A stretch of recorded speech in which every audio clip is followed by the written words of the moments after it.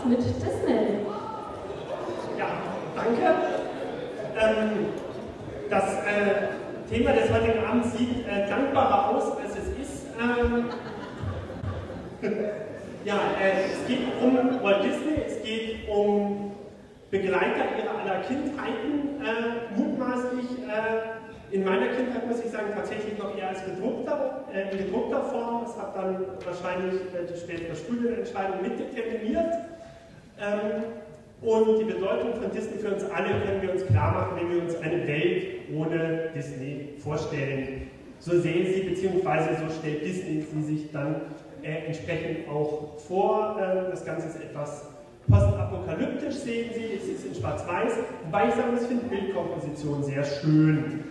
Was im nächsten Beispiel nicht so ist, das ist die Welt mit Disney. Also, mir fällt die Wahl nicht schwer, muss ich sagen, wenn ich mich zwischen den beiden Welten. Also hier, was hier so an Gestalten aufgefahren ist, so die vordere Reihe, finde ich, ist noch irgendwie hinnehmbar, solange sie irgendwie im Keller bleibt. Aber je weiter man sich nach hinten arbeitet, desto skeptischer kann man da ja werden. Also Sie sehen aber dabei, Disney hat einen bunten Kosmos bevölkert, in dem wir alle hineingewachsen sind. Ich glaube, in dem auch schon meine Konkurrenten hineingewachsen sind, denn Disney ist ein sehr altes Unternehmen.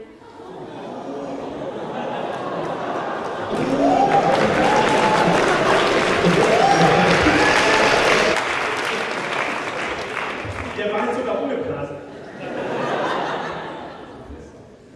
Walt Disney hat sich schon selbst auch keine Illusionen über sein Standing in der Kulturkritik gemacht. We are trying to entertain the critics. I'll take my chances with the public ist ein schönes Zitat in diesem Sinne.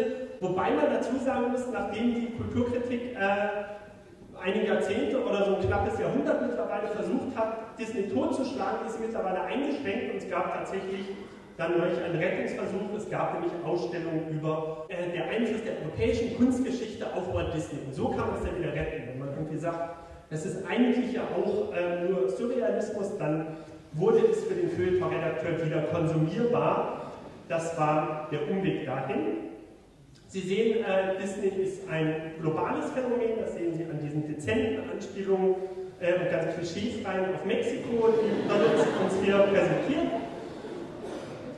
Beschränkt sich auch nicht nur auf unsere Welt, sondern auf viele. Ich empfehle an der Stelle wirklich Fantasia. Es ist ein ganz großartiger Film, der unter Alkoholeinfluss nur besser wird tatsächlich. Es ist ein sehr beschwingter Film. Also wenn wir hier mit der Sache durch sind, kann zumindest die Reihe hinter mir, die hier diese schöne Mischung aus Brausepulver so im Mund und dann Bacardi hinterher verkonsumiert, glaube ich, sind Sie reif für Fantasia, steht auch auf YouTube. Jederzeit zugänglich.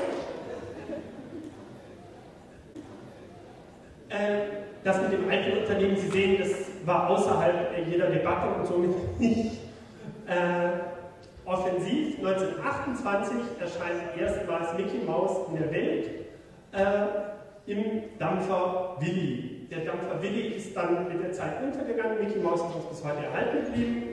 Es ist der erste vertonte Cartoon.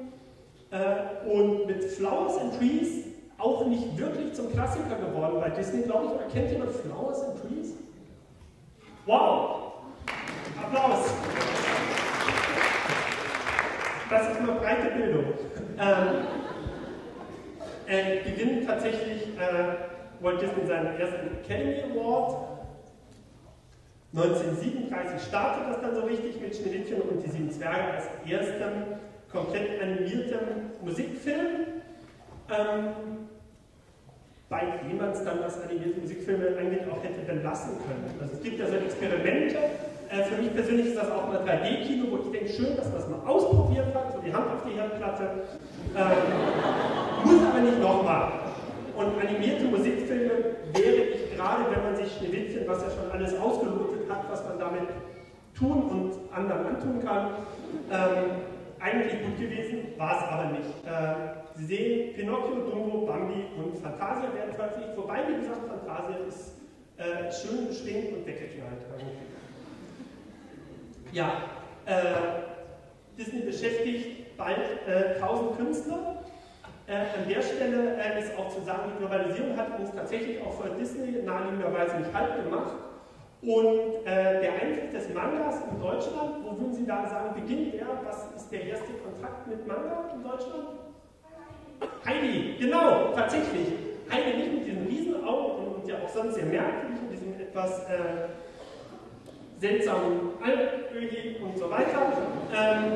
Heidi ist tatsächlich deshalb so manga-mäßig, weil man in Asien die billigeren Zeichner fand und damit der Stil unbewusst Einfluss gefunden hat. Also das 1000 Künstler werden dann relativ schnell beschäftigt und es werden auch in The Three Caballeros Realfilm und Animation kombiniert. Ich hoffe, ich habe das richtig gesprochen. Ich weiß noch, Klaus Kleber hat sich mal ganz großartig blamiert, als es zu irgendeinem musikalischen Jubiläum kam und er sagte, das hätten jetzt eben die Ramanev erreicht. Und ihm dann aber jemand aufs Ohr gesagt hat, dass das die Ramones waren. Und das hat er dann auch noch die Größe gehabt, das klarzustellen in der Sendung. Bald beginnen Fernsehproduktionen und Programme. Das Ganze geht auch in den Bereich der Farbe und eine Minute. Donald kommt dazu. Ja, es gibt, wie angesprochen, auch Kritik an Disney, nicht nur, wie gesagt, die feuilletonistische Kritik, das ist Kinderdebilmache, wie gesagt, es fängt 1928 an, insofern kann das mittlerweile keiner mehr behaupten, ohne sich selbst zu bezichtigen. Deshalb ist die Kritik so ein bisschen rein praktisch vom Markt. Disney hat andere Unternehmen übernommen und angeblich hat ein Verlust an Detailverliebtheit und Qualität und ein Fokus auf Umsatz und Gewinn stattgefunden. Und das scheint mir so auf einen größeren Rahmen zu schließen, denn wo ist das nicht der Fall und worauf greift diese Kritik nicht zu, um, das wird, glaube ich, von Geisteswissenschaftlern erwartet, etwas kulturpessimistisch zu schließen. Ja, ich danke Ihnen ganz herzlich für die Aufmerksamkeit.